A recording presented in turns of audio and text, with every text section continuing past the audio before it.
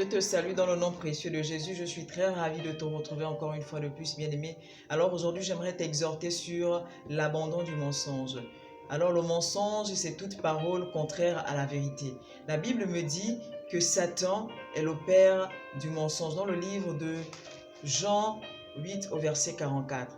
Alors Satan étant le père du mensonge, bien-aimé, refuse d'être le fils de Satan, refuse d'être quelqu'un que Satan manipule au travers du mensonge, qui est aujourd'hui et reste encore une porte d'entrée du diable dans ta vie. Oui, le diable au travers du mensonge peut, bien-aimé, encore avoir une part dans ta vie.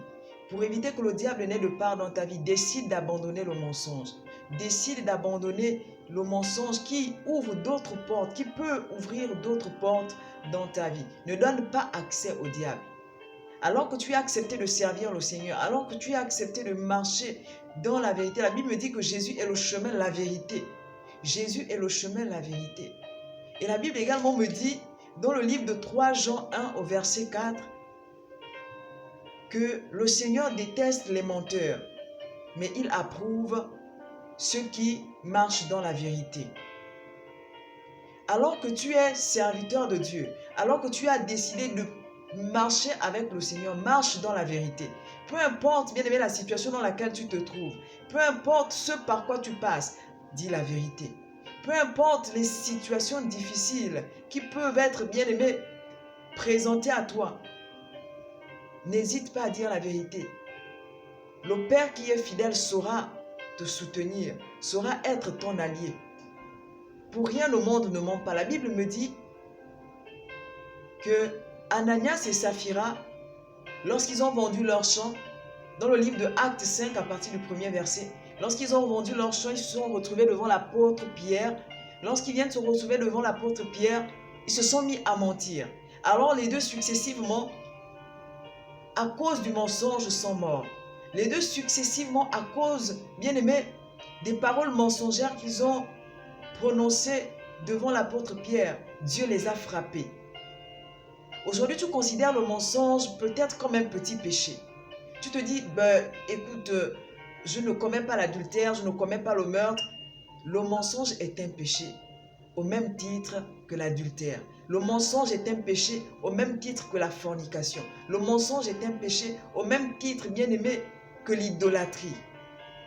La Bible dit que les pécheurs n'hériteront pas le royaume des cieux. Alors que tu estimes ou tu considères encore le mensonge comme étant un petit péché, laisse-moi te dire que ce petit péché que tu considères comme tel est en train de compromettre ta foi, est en train de compromettre ton salut, est en train de compromettre ton éternité. Ne compromets pas ton éternité, bien-aimé, pour un mensonge. Ne compromets pas ton éternité pour une opportunité soi-disant que tu as envie de saisir. Peu importe l'opportunité qui se trouve devant toi, dis la vérité. Apprends à être vrai.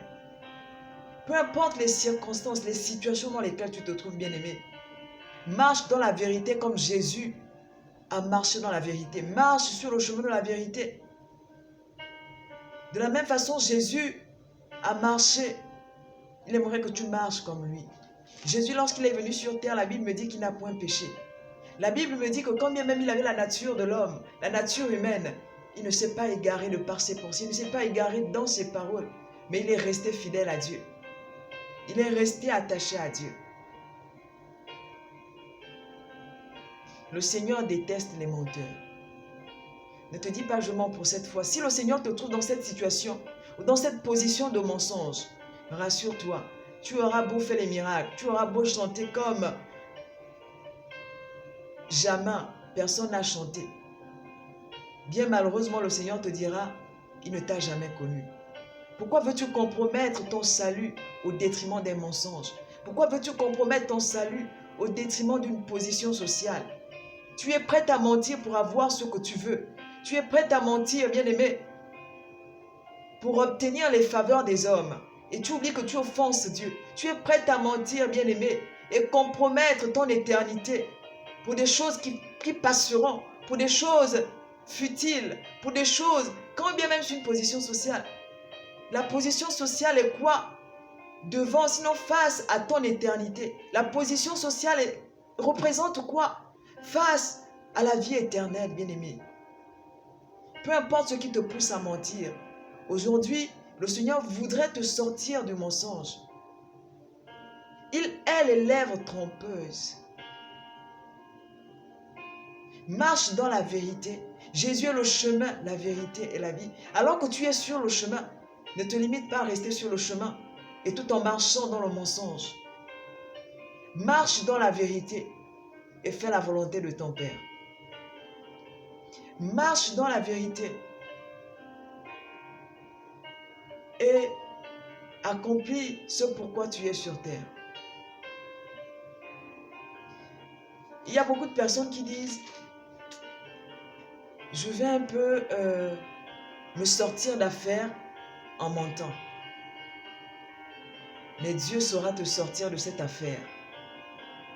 Dieu saura toucher ces personnes que tu penses qu'elles sont difficiles, que tu penses être compliquées. Moi, je crois de tout cœur que peu importe les circonstances, peu importe les situations, Dieu sera toujours avec toi. Ne compromets pas ta foi au détriment de tout ce qui est passager. Ne compromets pas ta foi en mentant. Ne compromets pas ton salut, bien-aimé, pour une position sociale. Que Dieu te bénisse et qu'à partir d'aujourd'hui, la vérité soit dans tes lèvres. La Bible me dit, ce n'est pas ceux qui rentrent qui souillent l'homme, mais c'est ceux qui sortent qui souillent l'homme. Alors toutefois que tu mentiras, dis-toi que tu es en train de te souiller. Dis-toi que tu es en train de souiller ton âme.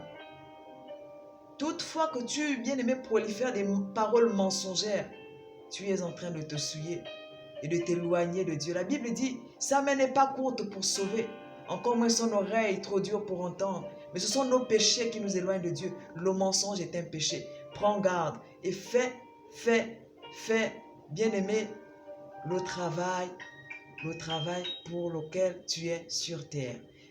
Marche dans la vérité et l'amour de Dieu. Que Dieu te bénisse et que la vérité soit ton partage. On se retrouve prochainement. Amen.